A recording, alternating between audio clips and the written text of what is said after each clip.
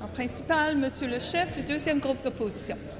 Oui, Madame la Présidente, on apprend ce matin qu'il manque 19 médecins de famille en Abitibi-Témiscamingue. Selon la directrice de la clinique de la Sarre, c'est la catastrophe. Les citoyens de l'Abitibi-Témiscamingue sont très inquiets par ce manque de médecins de famille qui n'arrête pas de grandir. Un des problèmes vient du fait que les étudiants en médecine veulent de plus en plus être médecins spécialistes et de moins en moins être médecins de famille. Pourquoi? Le premier ministre le sait, il a donné 400 000 $ par année aux médecins spécialistes, 80 000 $ de trop par année, 1 milliard de trop par année. C'est rendu qu'actuellement, il y a des étudiants en médecine qui prennent une année sabbatique en espérant que plus tard, ils vont être acceptés dans une spécialité.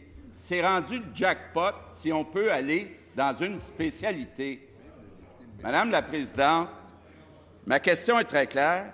Qu'est-ce que va faire le premier ministre concrètement pour combler les 19 postes vacants à Amos, à La Sarre, à Val-d'Or, à Rouyn-Noranda? Les gens sont inquiets. Monsieur le premier ministre. Alors, Madame la Présidente, c'est simple. On va continuer à admettre beaucoup d'étudiants en médecine. On va continuer à faire en sorte que la répartition entre les choix de médecine de famille et de spécialité soit ceux qu'on connaît maintenant. On va s'abstenir d'envoyer des messages aux médecins de l'étranger qui voudraient venir au Québec, qui pourraient être éventuellement soumis à un test d'expulsion. Ce genre de choses-là, on va le faire pour créer un bon climat au Québec, pour faire en sorte, Madame la Présidente, que tout le monde se sente bienvenu chez nous, y compris les médecins qui viennent de l'étranger. Maintenant, il y a une erreur de fait dans ce qu'a dit le collègue. Il n'est pas au courant. Il n'y a pas eu $1,09 de mis pour les médecins spécialistes depuis 2014, mais ce n'est pas vrai pour les omnipraticiens. En fait, l'entente a été plus généreuse pour les omnipraticiens que les spécialistes, justement pour envoyer le signal qu'on veut combler l'écart entre les deux groupes de médecins. Bon, pouf. En première complémentaire, Monsieur le chef du deuxième groupe d'opposition.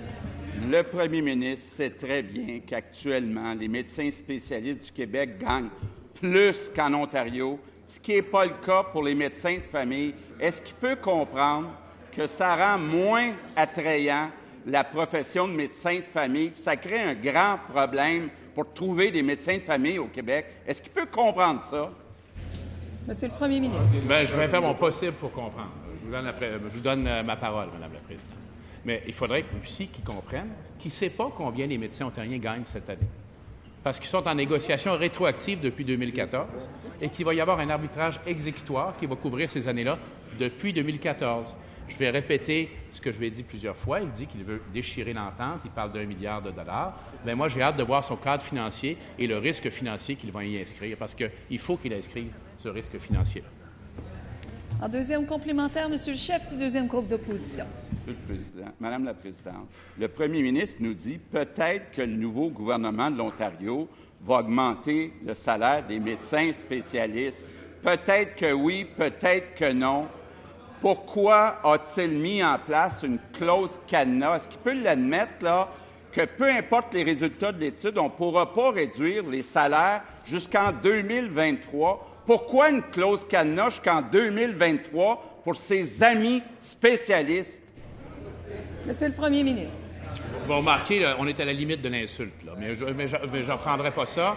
Je ne continuerai pas là-dessus. C'est commun dans le parole, dans le ton du collègue de la deuxième opposition. Mais il fait une autre erreur. Ce n'est pas le gouvernement de l'Ontario qui va décider de la rémunération des médecins de l'Ontario. Et non, c'est un arbitre qui va avoir un mandat exécutoire. Il n'a aucune idée de ce que gagnent les médecins spécialistes en Ontario, parce que tout ça est rétroactif depuis 2014.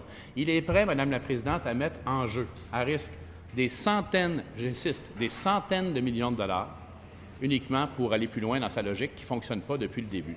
Alors, plutôt que de dire ça, il devrait reconnaître que l'entente est signée, qu'elle est bonne, qu'on n'a pas mis d'argent de plus neuf pour la rémunération des médecins spécialistes et que c'est une entente qui apporte de la stabilité et de la prévisibilité pour beaucoup d'années.